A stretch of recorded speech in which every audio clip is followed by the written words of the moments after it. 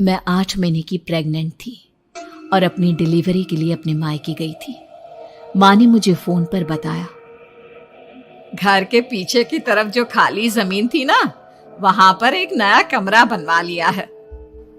इतने सालों के बाद जैसे ही अपने घर में कदम रखा, कुछ अलग सा लगा। माँ, ये घर के पीछे की तरफ नया कमरा बनवाने की क्या जरूरत थी? अरे बेटा, घर के पीछे दूर दूर तक खाली जमीन है। तेरे पापा को कई दिनों से लग रहा था कि यहाँ पर एक कमरा बनवा लेंगे तो ताजा हवा मिल जाया करेगी। अब तो ये सब छोड़ और चल जल्दी से दूध पी ले। माँ, मैं थोड़ी देर में पी लूंगी, आप सो जाओ। मैंने दूध का गिलास उठाकर उस खिड़की में रख दिया। पता नहीं कब आंख लग गई। अचानक से खिड़की के पल्लों के खड़कने की तेज आवाज आई। दूध का गिलास धड़ाम से जमीन पर आ गिरा। जमीन पर गिरते ही दूध का रंग लाल हो चुका था। मैंने खिड़की से झांक कर बाहर देखा। चारों तरफ धूप अंधेरा था। उस अंधेरे की तरफ से कुछ आवाजें आ रही थी, जैसे छोटे बच्चे आपस में खिलखिलाकर मस्ती कर रहे हो।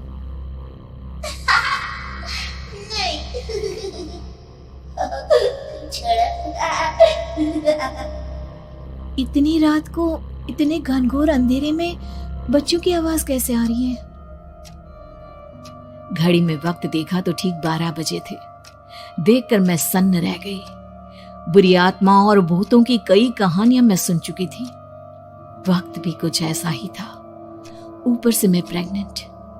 सुना था कि ऐसे वक्त में अक्सर बुरी आत्माएं औरतों का पीछा करती है, तो क्या मेरे पीछे भी? पसीने से तरबतर बड़ी मुश्किल से, जैसे कांपते हाथों से मैंने उस खिड़की को बंद किया। जल्दी से जल्दी उस कमरे से बाहर निकलकर माँ के पास जाने के बारे में सोचा, लेकिन जैसे ही दरवाजे की तरफ पलटी, लगा कोई साया हवा की स्पीड से दरवाजे के सामने से गुजर गया। मेरे गले में अटक कर रह गई। मैं जोर से चीख कर माँ को बुलाना चाहती थी, लेकिन वो आवाज खुद मेरे कानों तक नहीं पहुंच पा रही थी। तो माँ तक कैसे पहुंचती?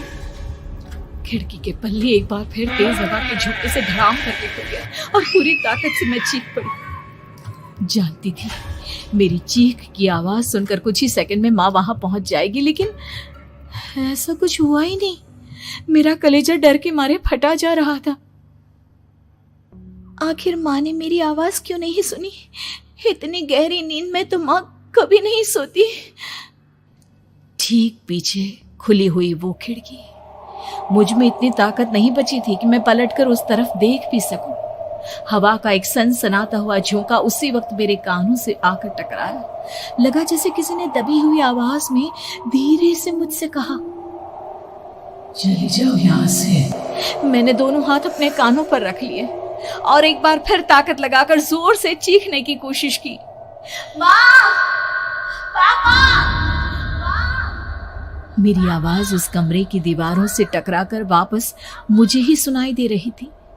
जितनी ताकत के साथ मैंने चीखने की कोशिश की थी, कुछ ही देर बाद उससे कहीं ज्यादा तेज और दर्दनाक चीख मुझे सुनाई देने लगी। ये आवाज ठीक मेरे पीछे खिड़की से आ रही थी। वो आवाज मेरे कानों में पिघलते हुए लोहे की तरह गिर रही थी। उन आवाजों में हैवानियत थी। वो आवाजें किसी इंसान की नहीं है, इतना मैं समझ चुकी थी।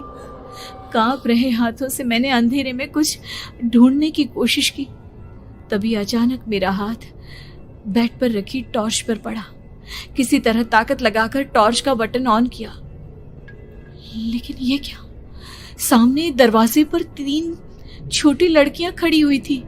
उनके हाथ में स्टील के चमचमाते हुए चाकू थे।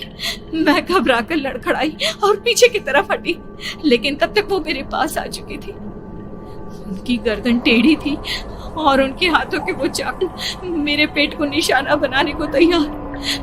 मैं जोर से चीखी, नहीं, छोड़ दो मेरे बच्चे को, मत मारो, मत मारो, छोड़ दो मेरे बच्चे को। सोनाली, क्या हुआ बेटा? तू इतनी डरी हुई क्यों है? उठ बेटा, क्या हुआ? हड़बड़ाकर मैंने अपनी आंखें खोली। देखा तो दिन निकल आया था। माँ मुझे जगा रही थी। मेरा चेहरा पूरा पसीने से लथपथ था। क्या हुआ बेटा, तुमने कोई बुरा सपना देखा क्या? मैं अभी तक अपने पूरे होश में नहीं थी। वो मेरे बच्चे को मार देगी माँ। वो लड़की मेरे बच्चे को। मैंने घबराकर अपने पेट को छुआ। सब कुछ ठीक था। और वो दूध जो रात को यहाँ पर गिर गया था, उसका रंग लाल हो गया था। माँ ने हंसते हुए दूध का गिलास मुझे दिखाया। तुमने दूध पिया ही नहीं, पूरा का पूरा ऐसे ही रखा हुआ है। तुमसे कहा था ना सोनाली, सेहत के लिए लापरवाही ठीक नहीं बेटा। लेकिन मैंने तो सब कुछ अपनी खुली आंखों से देखा था। ये सपना कैसे हो सकता है?